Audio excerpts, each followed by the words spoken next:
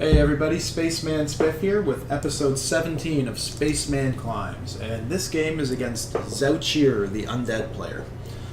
And I guess we'll start by talking about the map. We're on Turtle Rock. I am Orc, so I draw Orc. He doesn't know I'm Orc, of course, because I'm random.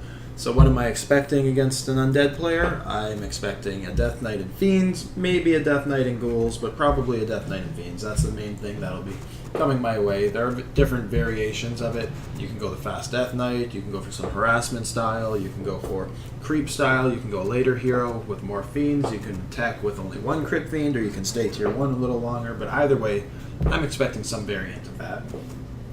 And something I love to play against Undead as Orc, I've done a video kind of on this kind of strategy before, is to go Shadow Hunter first. Because if you really think about it, you know, Death Knight Fiends can't do a whole lot to a Shadow Hunter and Grunts early on, just like it can't do a whole lot to a Blade Master. We don't have the damage output that the Blade Master has, but we do have the versatility and the control that a Shadow Hunter offers. And Hex, at level 1, in a one-on-one battle when there's one Grunt and one Fiend and 2 heroes, Hex is amazing. So I'm going to go for Shadow Hunter first. And you know, I'm talking about a Shadow Hunter Grunt strategy, but really I'm going Headhunters, so I should adjust. But let's say a Shadow Hunter and 2 Headhunters against a Death Knight and a single Fiend. I'm still liking my spot there. I might lose a Headhunter, but he'll probably lose a Fiend, or at least I'll be able to push him away. So that's what I'm thinking. And if he's playing a creeping style, then I'm going to play a creeping style as well, and that's great too, because if I can get my Shadow Hunter leveled up and get away with going Headhunters first until I get a critical mass, then that's ideal, right? Headhunters in small numbers in the early game are not great, but when you have 10 Headhunters, that's a lot of damage output. So they start to snowball, kind of. They're one of those armies. Whereas, like, if you have 3 Grunts and if you have 5 Grunts, you're not that much stronger, I feel. But if you have 3 Headhunters versus 8 Headhunters, I recognize the difference in number there. But we're also talking food. We're talking resources, because Grunts are more expensive. So I don't know. I think there's some merit to it, and I think this is going to be an interesting replay to watch. So you can see I'm doing a pretty standard build, aside from the fact that it's a Headhunter opening. So I have my War Mill up. My Headhunters come out a little bit later than I would ideally have them come out, but I'm still, with Hex, able to deal some damage here. I think this isn't great. I'm not going to try and defend that this is an optimal play right now. You know, it's definitely better to be able to just kill them with a Grunt and a Blade Master. But still, I'm creeping out the green camp. I am able to do so without too much trouble. I use some mana to Hex the turtle, but I'm not anticipating a whole lot of harassment from my opponent. I haven't scouted him yet, so I'm not sure where he is. I don't think he's scouted me, though, so... You know, we're kind of... I don't think this is terrible. There are worse openings, right? And I get Gauntlets of Ogre Strength. Not a great item on my hero, but I guess some tankiness against the Death Knight might be useful. If I get a Tauren Chieftain second, which is generally my plan with this strategy, then the Gauntlets are a little more valuable. Still not a great item, something you'll sell in the late game or when you start filling up your item slots, but, you know, take what you can get in terms of stats early on. And now I decide I'm going to try and creep this out, using some more mana on Hex, which I might not need to. I probably could have just played it like this and let the creeps come at me one at a time and dealt some damage. But either way, it's something that you have to do with this strategy is pull the creeps. If I tried to creep it right here with my Shadow Hunter and 2 Headhunters, then I would have taken a lot of damage. I don't think I would have even been able to finish the camp. But by pulling and making them run around back and forth and taking a little bit more time, I'm able to creep this without taking almost any damage on my army. Right? It makes a huge difference, and definitely with this kind of strategy, and with really any kind of strategy, pulling creeps really helps. Make a point of it when you're at all worried about finishing it. So I'm attacking. You can see I'm about halfway to tier 2. Still pumping out some Headhunters. I've capped at 30 food, so there goes a burrow. I'm sure I'll build another burrow shortly. And I get scouted by a skeleton. So now I know he's seen what I have, which is not good. He knows my general creep route, and the naive guy that I am, I decided, you know what, I think I can get away with this creep camp. He's not here yet. He might be other side of the map. If I can get the Ogre Magi, that'll be nice. So I go and I decide I'm pulling, and I'm going to try and creep this out. He gets a nice entangle, and bam! I am under harassment immediately. I lose 1 Crypt Fiend, and so this is not the ideal spot, right? Sorry, I lose 1 Headhunter, not 1 Crypt Fiend.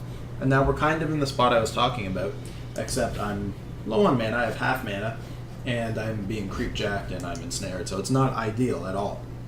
But let's look at this. 2 Fiends and a Death Knight against 5 Headhunters and a Shadow Hunter. I have the level advantage, but you know, that's going to happen sometimes. The Death Knight doesn't necessarily level up that quickly, and he's trying to play a harassment game. So he gets a kill, which is big. I've hexed his hero, and now my play is I lose another Headhunter. I'm still being hit by these creeps, and I'm just going to force the Death Knight back. Watch, I'm just going to put damage on the Death Knight. He's coming out ahead. Right now he's doing great, and I'm feeling like I'm falling way behind. But I'll just keep damaging Death Knight. He's got to run away. Now I'll kill a skeleton, get some experience, use some mana on Healing Wave, just keep enough for 1 more hex. Every time the Death Knight shows his face, I'm just going to throw some damage on him. Even though, you know, like, there's this 3rd Fiend, but, you know, it doesn't look so bad anymore. He can't harass me anymore. I still have enough mana to creep. I still have enough mana to pick off a Fiend, I'm thinking. And there's not a lot he can do about it. I'm sending these 3 units over here a bit because I know he's going to try and coil, so I want to be between him and the Fiend. Unfortunately, my reflexes were too slow and I wasn't able to cut him off, but I still get the kill. So now there's no more harassment he can do to me, right? If he comes in, he's like, my units deal enough damage that his hero's in danger. I have Hex, so he's really afraid of overcommitting.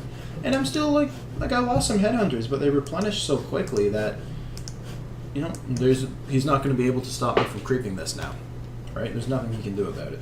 His hero's too weak. He can run back, buy a health potion, and then run over. But that's probably to my benefit if he's doing that just to try and creep-jack me anyway. So I come in, I'm feeling really comfortable now that I'll be able to take this. And you can see I've pulled it a bit, but I'm trying to rush it. I am tier 2, getting my Spirit Lodge, more Headhunters, and a Tauren Chieftain, like I said, because stun is great, and I need something to try and absorb some damage or delay the damage output of the opposing army. And that's the thought process behind War Stomp for sure. It just, you know, if none of their units are attacking because they're stunned, then my Headhunters are going to survive longer in battle. And Headhunters are all about damage output. They do insane damage, but they die really quickly. So now I'm moving across the map. I'm thinking maybe I can grab his item shop.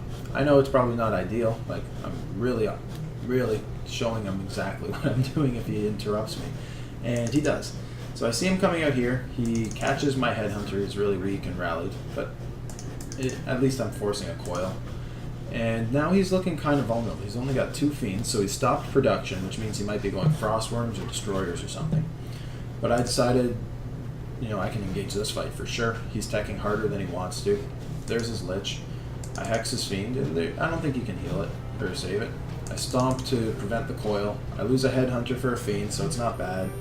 His hero's taking some more damage. And now, I probably overcommit with my Tauren Chieftain here. I think look, he brings in his ghouls, and now all of a sudden, he's got a bigger army than me. He's putting damage on my Tauren Chieftain. I don't want to lose my hero immediately.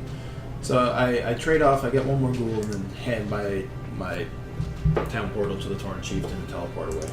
Not sure if that was really necessary. Maybe I could have lost my hero and traded, or maybe I could have lost my hero and just run away. Just losing the town portal is kind of a big deal, but you know, once the decision's made, you got to make the most of it. So I'm healing up, getting mana on my heroes, because this is a very mana-dependent strategy. You need those healing waves, you need those war stomps, you need that control from your heroes, right? And let's see. I have now Witch Doctors on the way, because healing, so hopefully that'll give me longevity in these long battles. And Stasis Traps are amazing. They're stuns. If you can get them down, they're really powerful, right? And, you know, top-level play.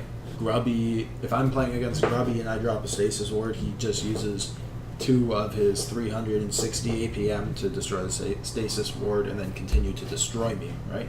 But against your average Joe player on ladder, Stasis Wards can go down, especially if you spam 2 or 3 of them in a long battle and you're using stun and everything, right? So Stasis Wards are great, and then there are Sentry Wards as well, which are amazing, and I'll just start spamming them all over the map. So that's what I'm going for here. Yeah, Looks normal creep. I pulled him, like I was saying before.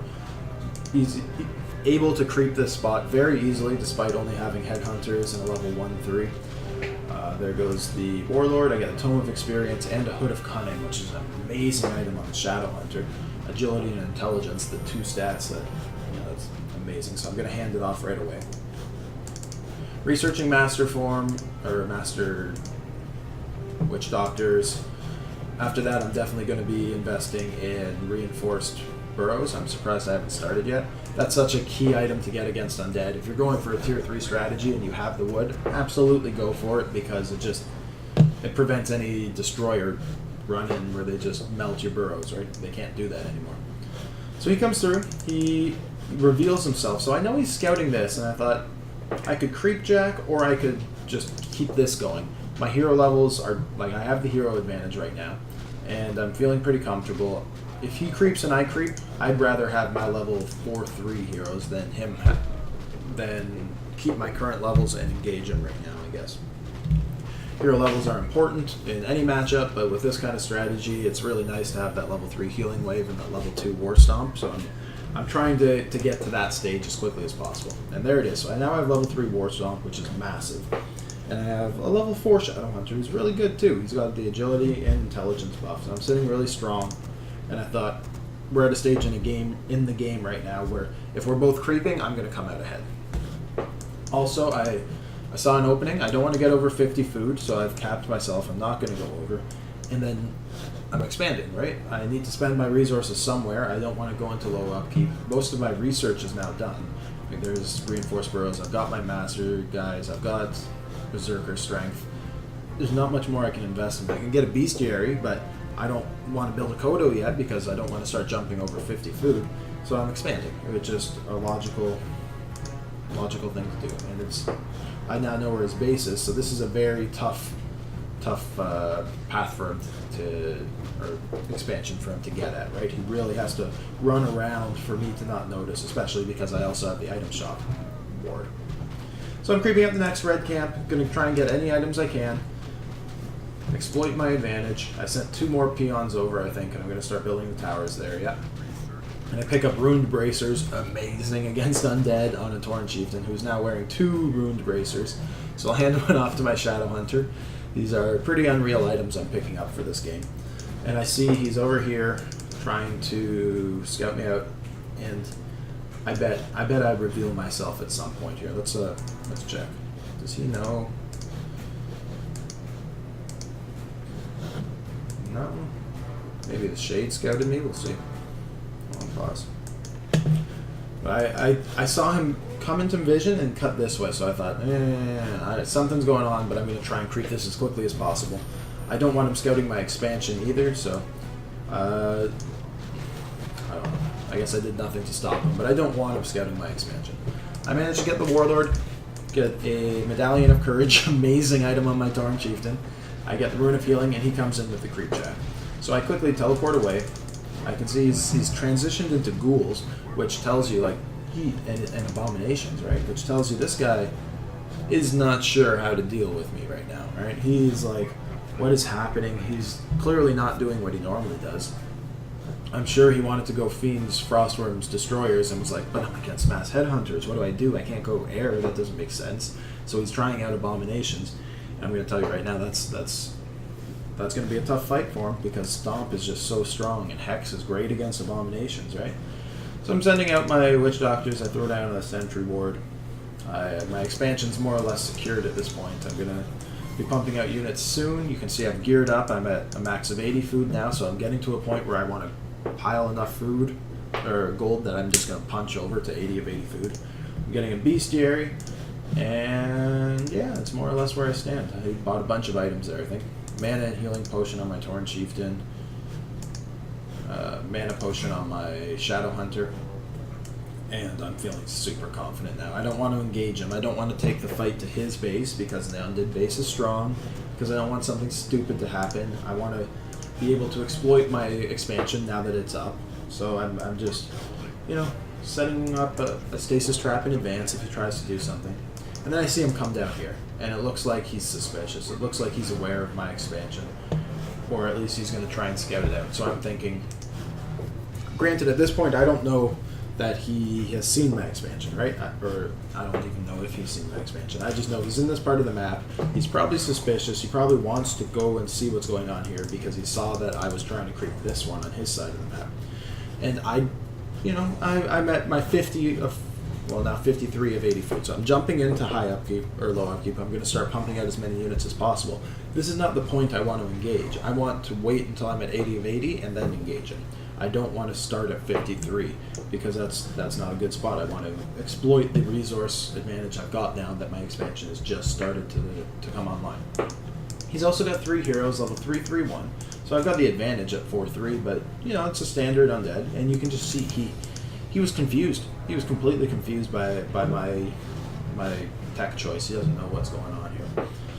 So I'm gonna unpause, and my idea or my goal is to do my poke and prod thing. Like, I don't want to engage him straight up. I just want him to either be forced to take a bad fight or to waste time moving back and forth here, letting my gold income start to pile up.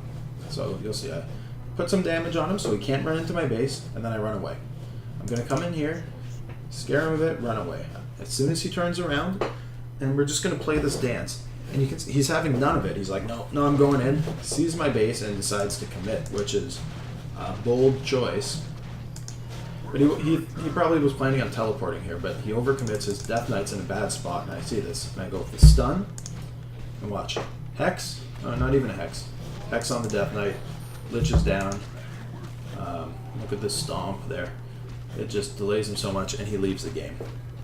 For obvious reasons, right? I'm way ahead. So this game, I think it looked like, even looking at the score here, like I dominated him, right?